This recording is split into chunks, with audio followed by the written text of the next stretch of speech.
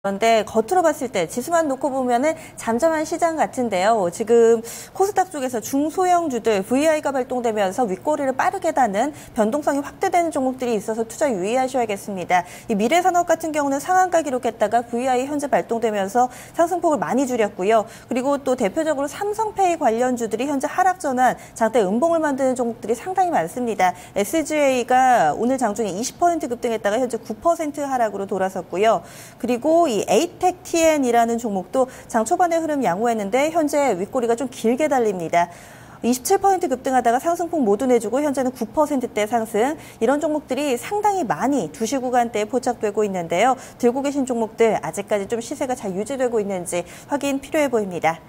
그럼 내일장 분위기 살펴보겠습니다. 내일장 미리 보기고요. 오늘 함께해 주실 분은 KTB투자증권의 김윤서 연구원입니다. 연구원님 안녕하세요.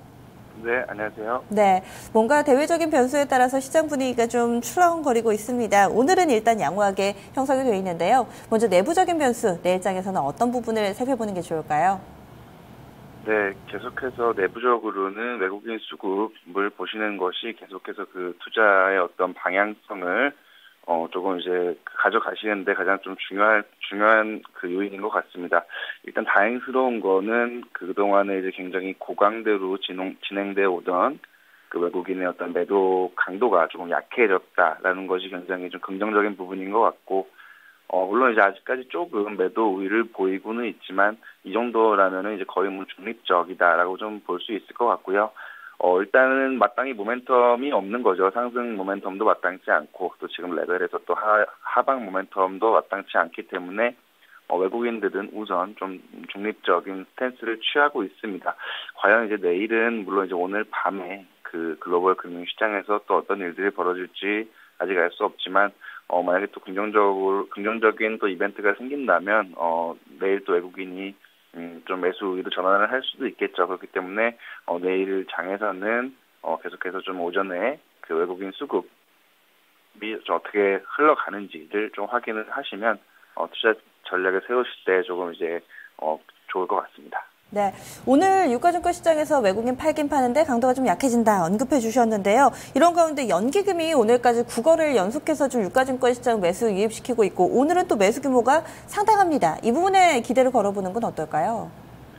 네, 물론 이제 그 연기금이 좀 특정한 수급 주체가 돼서 증시의 하방을 좀 받쳐주는 부분, 그리고 이제 지금은 이제 앞서 말씀드렸듯이 주식을 이제 파는 사람, 그 매도 주체가 마땅치 않습니다.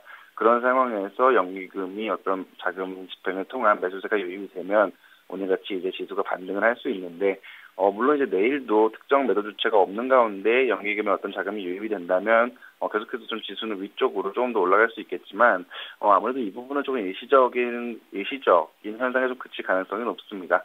아무래도 이제 한국 증시는 여전히 한국 증시의 매수 주체가 외국인일 때 좀 고강도 좀 강도 높게 지수가 좀 상승할 수 있기 때문에요. 그 연기금 수급은 일단은 좀 일시적인 것으로 생각을 하시면 될 것 같고, 좀 추세적인 그 상승에 대한 방향성에 대한 시그널은 역시 계속해서 외국인 수급에 초점을 맞추시는 게 좋을 것 같습니다. 네, 이번에는 해외로 넘어가 보겠습니다. 어떤 내용들이 있나요? 네, 근데 이 외국인 수급이 사실은 그 해외 변수에 굉장히 민감하죠. 해외에서 좀 긍정적인 뉴스들이 계속해서 나와줘야 국내 증시에서도 좀 외국인 수급이 좀 개선이 될 수 있는 건데요. 일단 오늘 밤에는 이 미국의 그 바이오 업종 그리고 나스닥 업종이 좀 반등을 할 수 있을지 좀 지켜보셔야 될 것 같습니다. 어제 밤에 이제 물론 이제 미국의 그 나스닥 바이오 쪽에서 굉장히 이제 하락폭이 굉장히 크게 나타났죠. 물론 이제 그 어떤 힐러리의 어떤 정치적인 이슈로 인해서 어떤 약값 인상에 대한 어떤 우려, 약값 인상에 대한 어떤 우려가 좀 불거지면서 바이오 업종이 많이 빠졌는데, 이런 부분이 이제 회복을 할 수 있을지, 다행스럽게 오늘까지는 단순히 그 미국의 어떤 정치적인 이슈에 국한되어 있던 문제다라고 시장은 좀 받아들이고 있는 것 같습니다.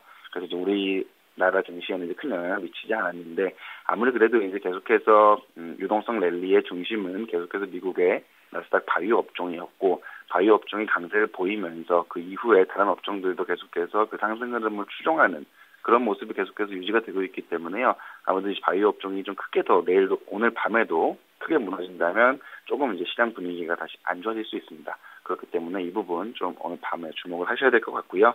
그다음에 이제 글로벌 금융시장에서 계속해서 좀 위험자산 선호 시그널이 유지가 되는지 체크를 해보시면 좋을 것 같습니다.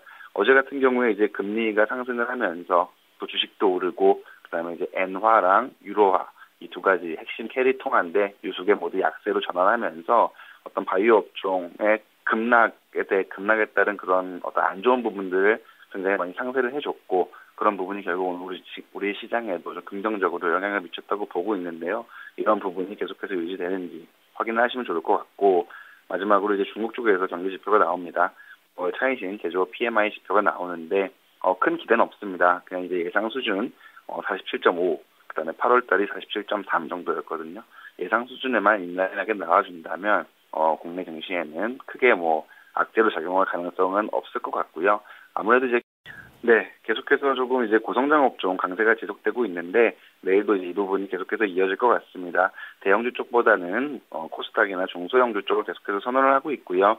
우리나라 산업에서 이제 몇 안 되는 굉장히 희소성 높은 고성장 업종들이죠. 중국 소비 관련 업종, 그다음에 바이오, 그다음에 핀테크 업종, 이 세 가지 업종 계속해서 집중하셔서 전략을 세우시는 것이 좋을 것 같습니다. 네, 말씀 고맙습니다. 네, 감사합니다. 네, 집중 골든타임 1부였습니다. 잠시 후 2부에서 뵙겠습니다.